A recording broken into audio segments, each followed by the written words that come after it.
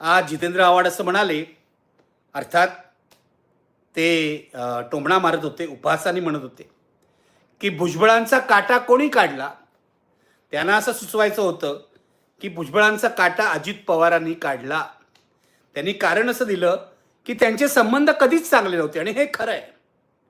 अजित पवारांना छगन भुजबळ कायम खटकत होते. जेव्हापासून ते आले शरद पवारांबरोबर काँग्रेसमध्ये किंवा नंतर राष्ट्रवादी काँग्रेसमध्ये, तेव्हा भुजबळ हे आपल्याला आव्हान ठरू शकतात हे अजित पवारांच्या मनाने घेतलं होतं. आणि भुजबळांची शैली, भुजबळांची ताकद त्यांना कधीच पसंत पडली नव्हती. कदाचित आणि भुजबळांना प्रतिष्ठा दिली. त्यांच्या पुतण्यांनी अजित पवारांनी भाजपसोबत जाऊन भुजबळांना मंत्रिमंडळातून काढून टाकलं. आज जितेंद्र आव्हाड असं म्हणाले, अर्थात ते टोमणा मारत होते, उपहासाने म्हणत होते की भुजबळांचा काटा कोणी काढला. त्यांना असं सुचवायचं होतं की भुजबळांचा काटा अजित पवारांनी काढला. त्यांनी कारण असं दिलं की त्यांचे संबंध कधीच चांगले नव्हते आणि हे खरं आहे.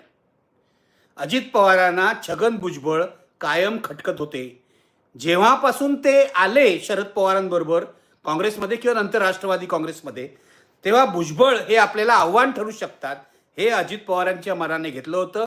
आणि भुजबळांची शैली, भुजबळांची ताकद त्यांना कधीच पसंत पडली नव्हती. कदाचित आज मंत्रिमंडळातून डच्चू देऊन अजित पवारांनी त्यांच्यावर सूड उगवला असेल.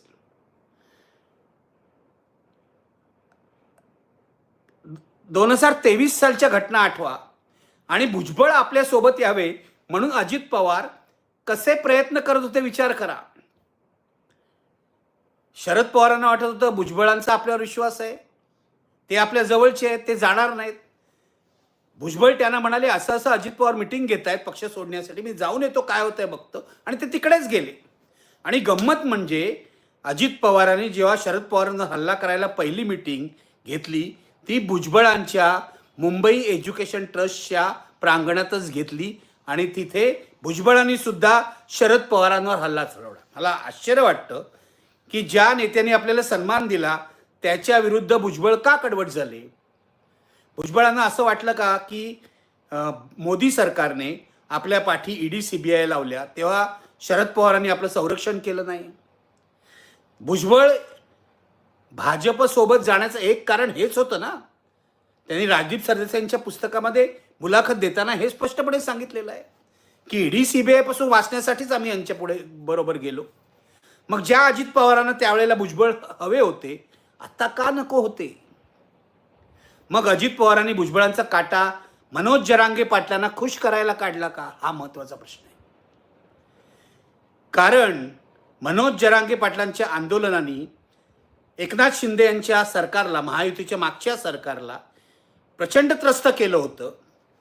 आम्हाला ओबीसीच्या कोट्यातूनच राखीव जागा पाहिजे असं त्यांचं मागणं होतं, जे शक्य नाही मान्य होणं. कोणतंही सरकार आलं तरी शक्य नाही हे जरांगे पाटलांना सांगण्याचा प्रयत्न झाला, पण त्या आजपर्यंत ते ऐकायला तयार नाहीत. ओबीसी रिझर्वेशनवर ते हल्ला करत होते. त्यांना पहिल्यांदा अंगावर घेण्याचं काम हे भाजप नेत्याने केलं नाही, इतर कुठच्या नेत्याने केले नाही, शिवसेनेच्या, एकनाथ शिंदेंच्या, तर ते केवळ आणि केवळ छगन भुजबळांनी केलं. त्यामध्ये छगन भुजबळांचा राजकीय स्वार्थ होता का, तर 100% होता.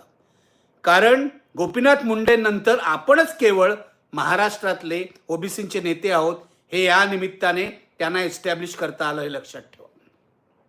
पण त्यांनी अंगावर घेतलं. मनोज जरांगे पाटलांचं एकमेव टार्गेट होतं छगन भुजबळ. त्यांनी अभद्र भाषा वापरली, त्यांनी आक्रमक भाषा वापरली. भुजबळांनी त्यांना मेळावे घेऊन उत्तर दिलं आणि ओबीसी एक झाले हे लक्षात घ्या. नंतर ओबीसीने उपोषणं केली, लक्ष्मण हाकेने उपोषण केलं, इतरांनी उपोषणं केली, आंदोलनं केली. आणि देवेंद्र फडणवीस यांनी सुद्धा सांगितलं की ओबीसी हा आमचा DNA आहे भाजपचा, या उपोषणाच्या ठिकाणी जाऊन. पण आज भुजबळांचं मंत्रिपद जात असताना मुख्यमंत्री देवेंद्र फडणवीस सुद्धा त्यांना वाचवायला